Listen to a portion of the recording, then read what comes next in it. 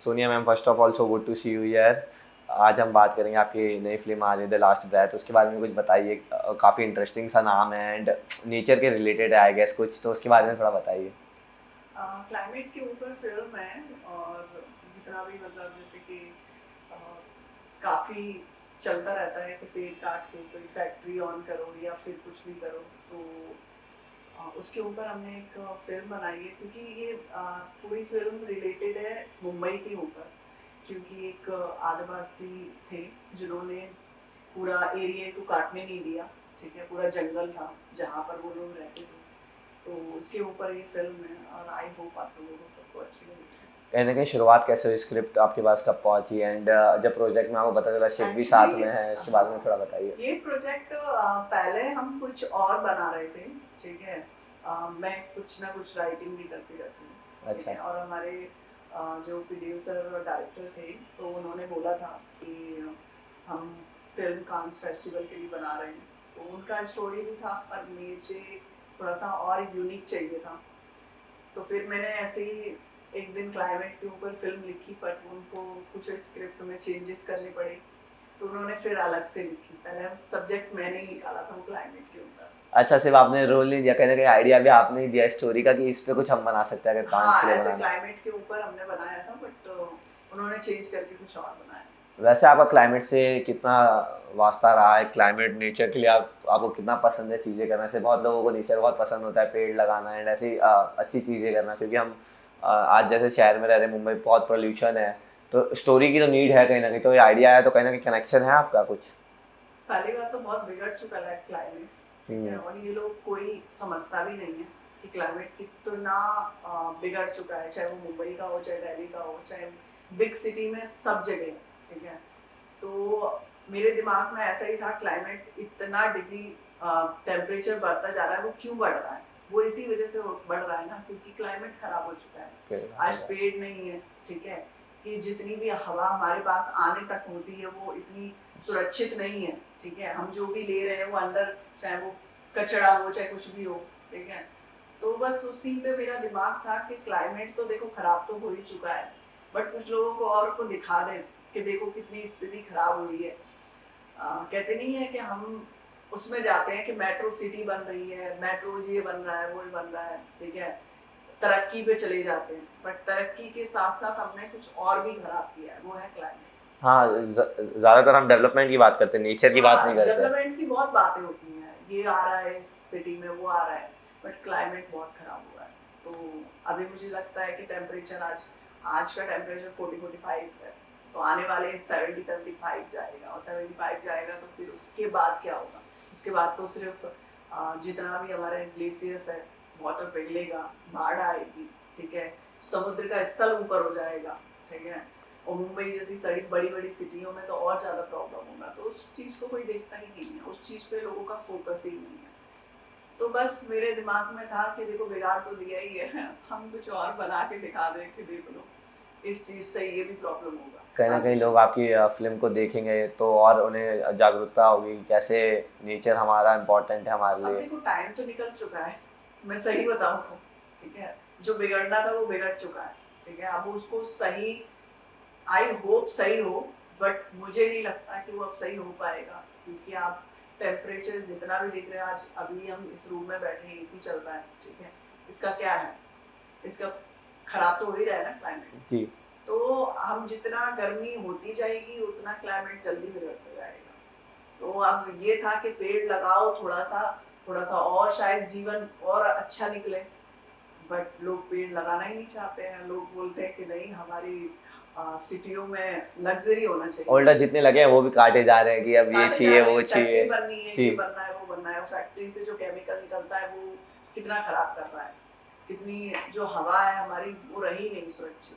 कहीं ना कहीं फिल्म का टाइटल एंड फिल्म की स्टोरी लाइन है वो तो बहुत ज़रूरी एंड इम्पॉर्टेंट है, उसके साथ साथ हाँ आपके जो को एक्टर है शिव ठाकरे, हाँ। उनके साथ आपका ये सेकंड प्रोजेक्ट है, जैसे आपने एक यस। सॉन्ग भी कर चुके हैं आप उनके साथ, तो कैसा रहा पूरा एक्सपीरियंस, क्योंकि आप उन्हें ऑलरेडी पहले से जानते हैं, तो कितना स्मूथ रहा? हम बहुत पहले से जानते हैं, और शिव के साथ तो हमेशा से मुझे अच्छा लगता है काम करके, क्योंकि एवेंचुअली हम बहुत टाइम से उन्हें जानते भी हैं। और फिर मेरे दिमाग में रहता है कि चलो शिव के साथ ही कर लेते हैं कुछ ना कुछ। अभी भी और भी प्रोजेक्ट हैं, वन अदर एक्टर के साथ में है। तो प्रोजेक्ट के लिए डायरेक्टर प्रोड्यूसर ने ही बातचीत किया, मैंने कहा चलो कर लेते साथ में। कहीं ना कहीं एक कंफर्ट हो गया क्योंकि आप पहले से भी उन्हें जानते हैं एंड हाँ, एक मेरे अच्छा साथ होता है में को हमेशा एक्टर। कंफर्ट तो रहता है शिप का, काम करने के और ज़्यादा कंफर्ट रहता है, तो इसीलिए। एंड अगर हम बात करें कि आपने अलग अलग प्रोजेक्ट्स के सॉन्ग्स भी कर चुके हैं आप बहुत सारे एंड अब एक फिल्म कर रहे हैं, क्या कुछ ऐसा है जो बाकी रह गया ओटीटी पे एक तरफ आपका ध्यान है, कुछ ओटीटी में भी करना चाहते हैं? ओटीटी पे के अभी है प्रोजेक्ट, बट अभी मेरा ऐसा है कि जो भी आ रहा है वो उसको पहले फोकस करूँ। और क्यों नहीं, ओटीटी भी अच्छा है, आजकल तो फिल्में थिएटर में उतना चलती भी नहीं है, जितना बट ओटीटी पे ओटीटी क्योंकि लोगों के पास टाइम नहीं है देखने के लिए, और लोग ज़्यादातर देखते हैं तो अपने फ़ोन उठाया ट्रेन में देख रहे हैं, फ्लाइट में देख रहे हैं, तो ओटीटी बेस्ट प्लेटफॉर्म।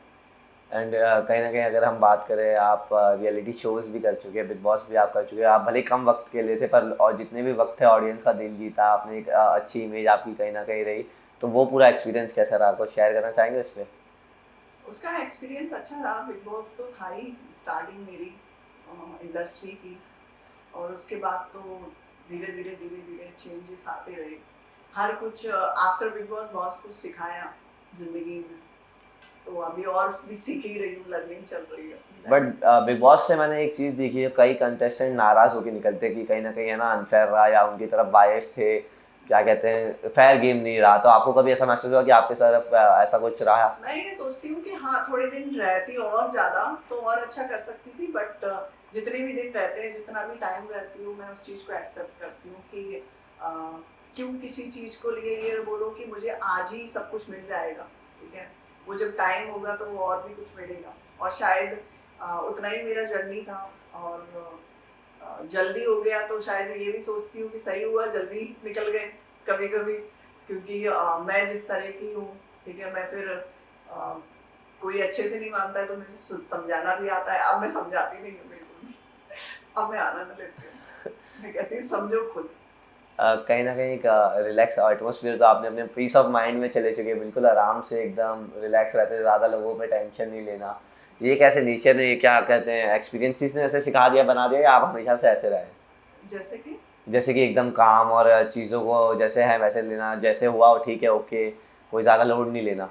हाँ, मैं ज़्यादा लोड नहीं लेती हूँ किसी भी चीज़ को, मुझे जितना भी फेम मिले, जितना भी कोई काम मिले, मैं एक्सेप्ट करती हूँ, क्योंकि मुझे जर्नी पूरी करनी है। आई एम नॉट मतलब मेरे को ऐसा नहीं रहता कि मुझे ये भी मिल जाए, वो भी मिल जाए, ठीक है? क्योंकि मुझे एक्सेप्ट करना बहुत अच्छा लगता है, क्योंकि अब मैं उस चीज़ को अफ़सोस करूँगी तो मैं कहीं न कहीं वीक हो जाऊँगी। मुझे वीक होना नहीं है, तो मैं कहती हूँ जो भी है अच्छा है। कहीं ना कहीं आगरा से निकल के मुंबई जैसे शहर में सरवाइव करना और वो भी एक्टर की तरह, क्योंकि यहाँ पे एक फॉर्मूला बड़ा सबको पता है कि डिमांड तो बहुत कम है पर सप्लाई बहुत ज़्यादा है, बहुत लोग एक्टर बनने आते हैं पर उतने रोल्स और उतनी स्टोरियाँ कहानियाँ होती नहीं है, उस बीच में अपना नाम बनाना और किस तरीके की परिस्थितियों का आपने सामना किया, कितनी मुश्किलें देखी?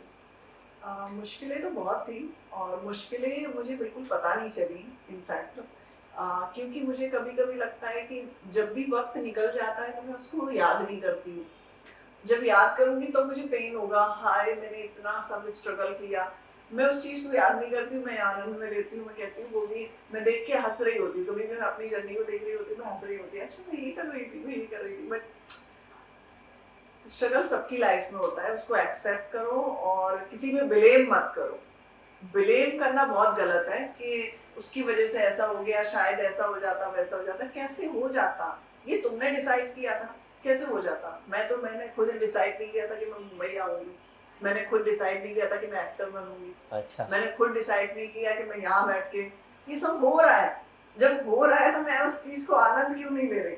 करियर के स्टार्ट में कभी आपने सोचा नहीं था कि आपको एक्टिंग करनी है, आपने क्या सोचा था, क्या करना मैंने चाहते सिर्फ थे? इतना सोचा था, जब मैं मेरे फादर मेरे मतलब जॉब करते थे तो बस उनका फोकस था कि मैं भी काम करूं, मैंने कहा चलो ठीक है काम कर लेती हूँ, ठीक है। उसके बाद मुझे जब सैलरी मिलने लगी तो मुझे अच्छा लगने लगा, क्योंकि मेरे फादर कम पैसे देते थे मुझे, तो मैं धीरे धीरे धीरे धीरे मैंने कहा चलो ये अच्छा है काम, ठीक है, एक्सेप्ट करती रही हूँ, मैं आनंद लेके रही, मैं कभी मेरा इतना बड़ा स्ट्रगल था लाइफ में, कभी कभी मेरे पास पैसे भी नहीं होते थे तब भी मैंने वो वक्त निकाला है, तब भी मैं आनंद में घूम रही हूँ, तो मुझे लगता ही नहीं है कि मैंने स्ट्रगल किया है। मैं कहती हूँ जो भी हुआ है लाइफ में, जो भी मैंने अचीवमेंट किया है, वो भी हो गया है, मैंने कुछ एफर्ट्स नहीं लगाए।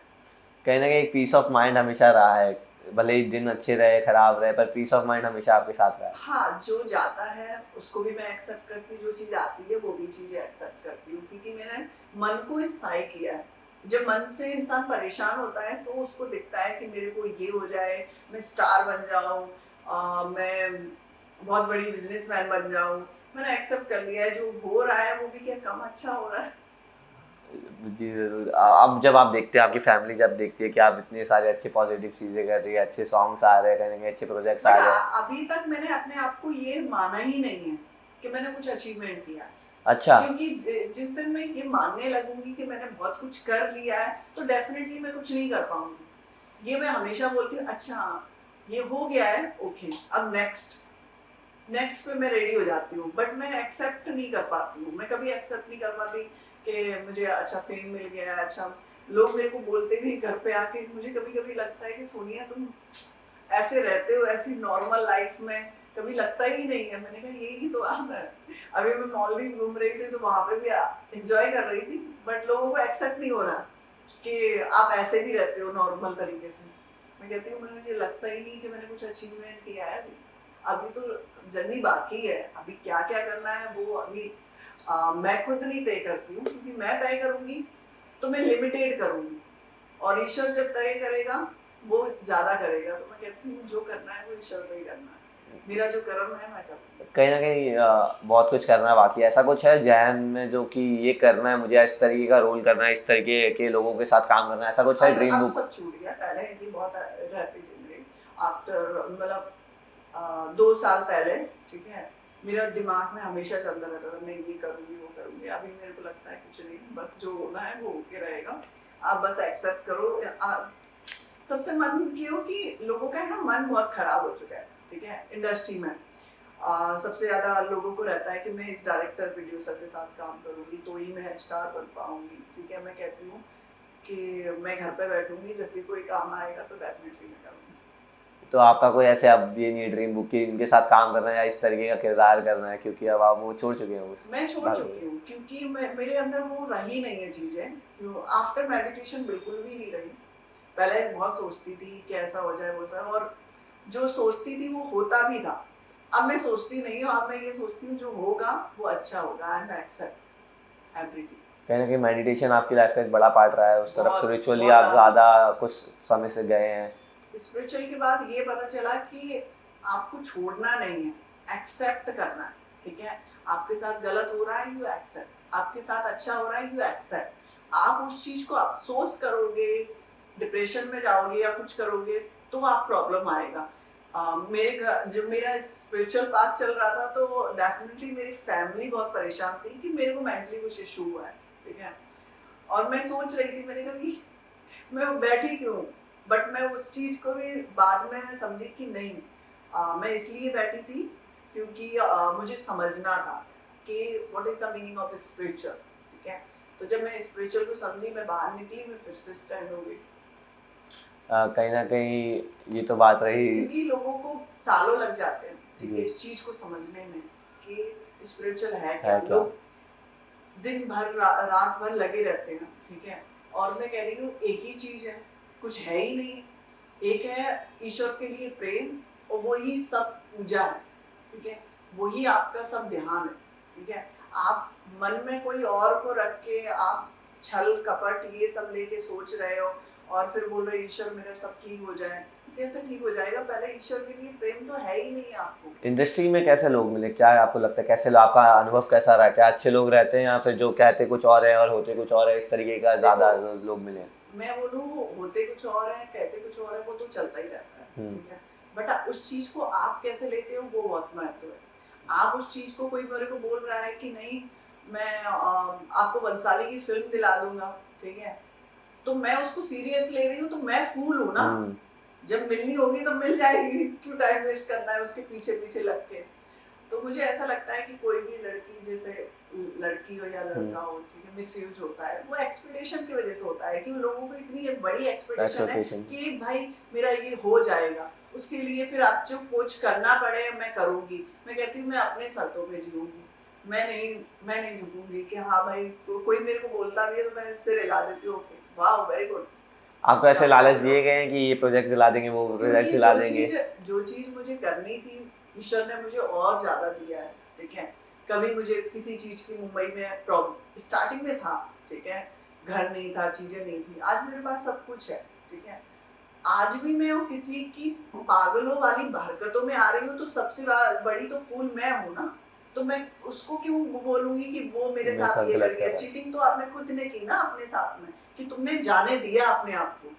तो मैं बोलती हूँ कि अपने आप को, दिमाग को स्थायी करने की जरूरत है, अपने मन को स्थायी करने की जरूरत ब्यूटीफुली साइड। है। कहीं ना हाँ। कहीं अगर हम बात करें, अब आपकी फिल्म की कांस जा रही है, बड़ी एक्सपेक्टेशंस होंगी, ऑडियंस से क्या कहेंगे, क्योंकि हर रोज़ कोई मूवी कांस नहीं जाती, बड़ा फिल्म फेस्टिवल है, अच्छा टॉपिक है, क्या कहेंगे ऑडियंस से? कांस फेस्टिवल के लिए मेरे लिए भी अचीवमेंट ही है कि, और मेरा ऐसा कुछ था नहीं जाने वाने का, बट लेटर आया बाकायदा, ठीक है। और मेरी मेरी सिस्टर और मेरी फैमिली बहुत फोर्स करती है सीरियसली। मैं उतना नहीं एफर्ट्स डालती हूँ बट वो बहुत डालते हैं, ठीक है। उनको ऐसा लगता है कि नहीं मैं बहुत कुछ कर सकती हूँ, और मैं उठूँ मैं जाऊँ। मैं मीटिंग के लिए भी मेरे को फोर्स किया करेगी मेरी बहनें कि चल निकल कुछ कर, ठीक है, क्योंकि उन्हें पता है कि मैं बैठी हूँ, मैं फूल नहीं बन सकती, ठीक है। कुछ काम होगा तो डेफिनेटली सोनिया खड़ी हो जाएगी, और वैसे होगा तो बस वहीं से तिड़का देगी उसको, ठीक है। तो मेरी बहन का बहुत ज़्यादा मोटिव था कि नहीं आप करो करो। मैं कह रही थी क्या कांस में फेस्टिवल में जाना है, अभी तो स्टार्ट हुआ है, कुछ और आने दो। तो मेरी बहन ने बोला नहीं अनाउंसमेंट अभी बाकी है, और ये फिल्म तो आपको कांस के लिए आपको ऑफर दिया ही है, लेटर वेटर सब कुछ आया। तो मैंने कहा चलो ठीक है मैं जाऊंगी, आई होप मैं जाऊं। अभी टिकट हुई है, अभी पता नहीं नहीं, आप ज़रूर मेरा जाएंगे, आई माइंड विश यू लक। मेरा माइंड बहुत खराब रहता है, कभी कभी मैं रूम में बैठी रहती हूँ और इवेंट चल रहा होगा। कहीं ना कहीं I will wish you luck for this film, and thank you for having this conversation. Thank you and so बहुत मच। अच्छा लगा आपसे बात करके, एक अनफिल्टर चैट हुई है, एंड आगे के करियर के लिए आपके लिए wish you luck. Thank you. Thank you so much. Thank you ma'am.